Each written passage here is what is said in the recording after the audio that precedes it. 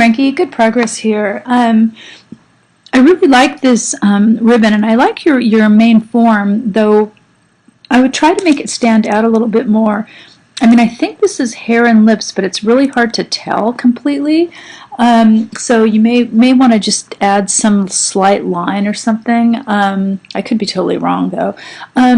Another thing, you need to download the logo. It's in DocSharing. There's a category in DocSharing called Course Project. There's all the info in there for you to add, including the type to cut and paste. So that's going to be really important to add. So what I would suggest right off the bat is the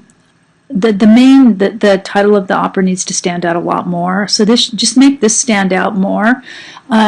This stands out even more than the title, so I would just make it bolder, and you might want to add a different font. So I would definitely do that. And you've got a lot of negative space to work with here, so I would continue to really work with the type and move it around to, in the different parts of the poster. So if you have each of these bodies on different layers, it's pretty easy. So that's what I would suggest. I really like the asymmetry of this, so I think that's really great. And I like the ribbon, though. You can't really tell that it's a ribbon on fire. In fact, I didn't really know what it was until you told us. So I try to kind of review all the stuff before I look at the explanation. So for fire, I think that, this is just Google image search, but there are a lot of tutorials how to make fire in Photoshop. There's fire brushes that you can download and add to Photoshop. An effect like this is probably easier to create in Photoshop than Illustrator.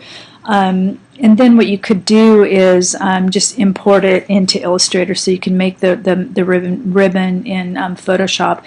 You might want to use a photo of a ribbon too and then make it look like it's on fire. You could take a picture of one, or that would be the best thing. Then you can get this actually to be just the way you want it.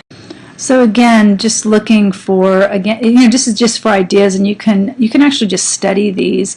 My trackpad's not working, but again, this is a pretty good one here. It kind of has the same kind of feeling as what you have.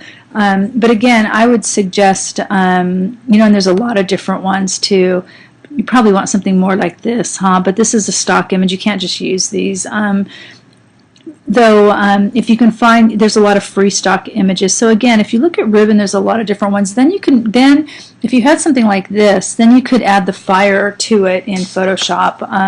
And again, like I say, there's tons of these ribbons, all different shapes. And some of them are free, so I would just find one, or just better yet is to photograph it yourself. But I think that this would make a big difference if we could really see what it was.